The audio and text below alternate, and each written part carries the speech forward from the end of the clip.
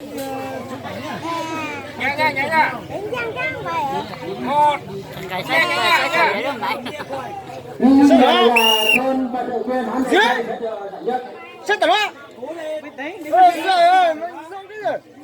set đó. Từ từ. Set đó. Dưới ra.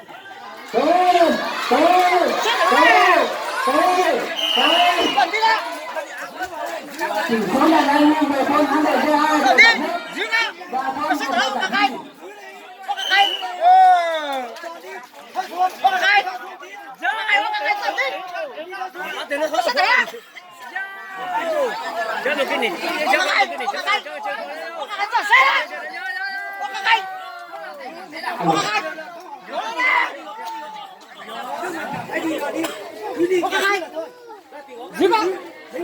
Gì ba? Cỏ ơi, con cái ra, con muốn sắc á. Từ đây. Giết,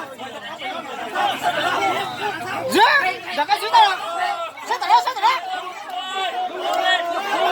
Cỏ sát mà.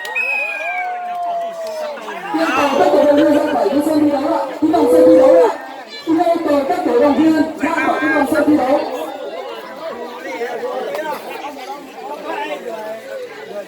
đi chán thằng này mình cho đi chán ta cúi sạp của này.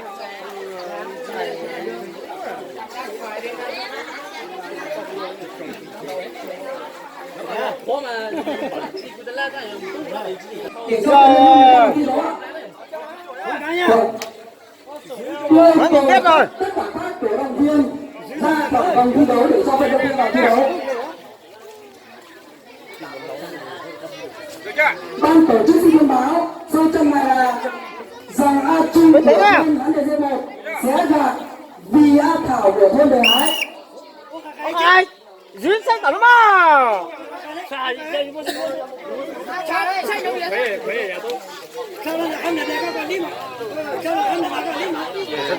Có khai đó.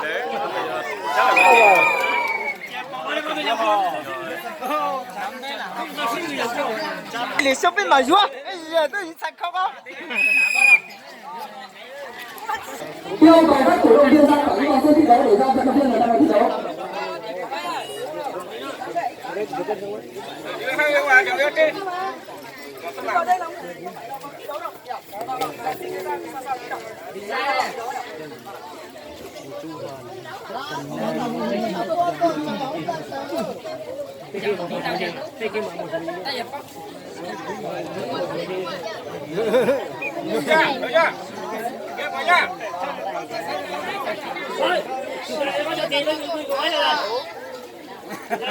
Không được chậm sát đi, không được chậm sát đi, sát tao chậm đây, cứ chậm ra điểm nhá, tôi không chậm ra, chậm đây, chậm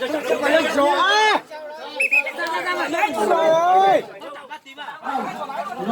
Máy con động viên ra ngoài nhá, không được vào sân nhá.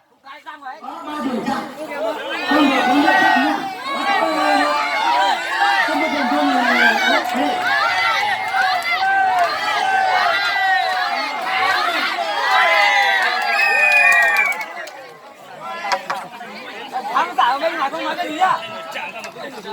Đây như sáng nói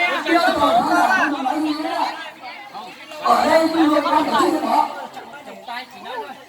có không nói cái gì. có 3 điểm chặn. 3 điểm chặn. Vận động viên cứ nghe theo 3 điểm chặn giữa hai cổ tổng lại không để ý nữa. Có 3 vận động viên theo cổ tổng lại đã 3 điểm chặn. Không có cổ hỏi chặn nhá. Ra khỏi cái sân thi đấu để cho vận động viên đánh ra đây. Cảm ơn các không được ạ.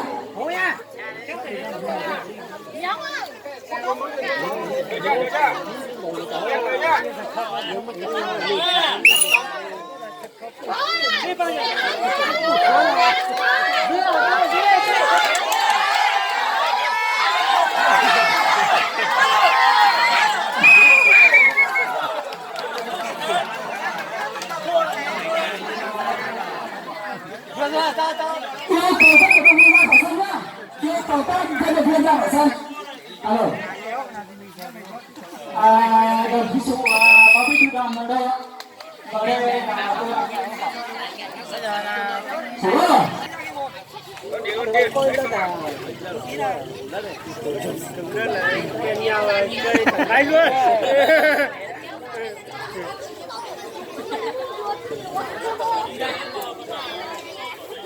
đi ra kia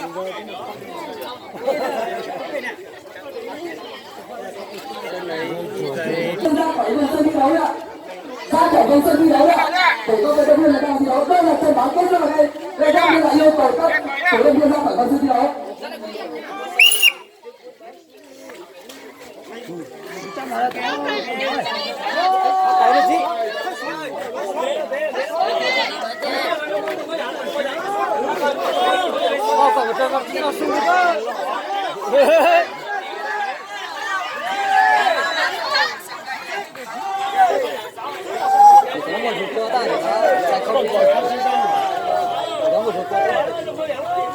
Yêu cầu các cổ động viên ra khỏi bên sân thi đấu ạ.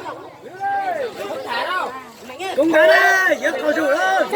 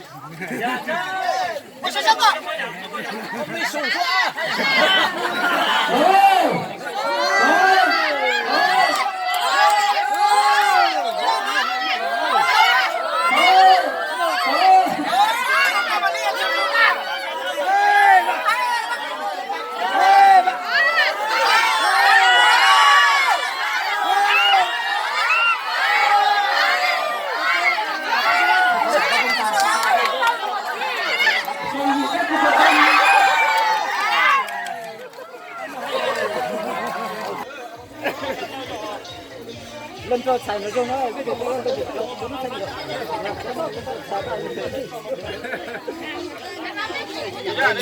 xỉ đấy ô tụt tụt thôi Yêu cầu các cổ động viên ra khỏi vòng sân thi đấu để cho vận động viên người ta còn thi đấu ạ.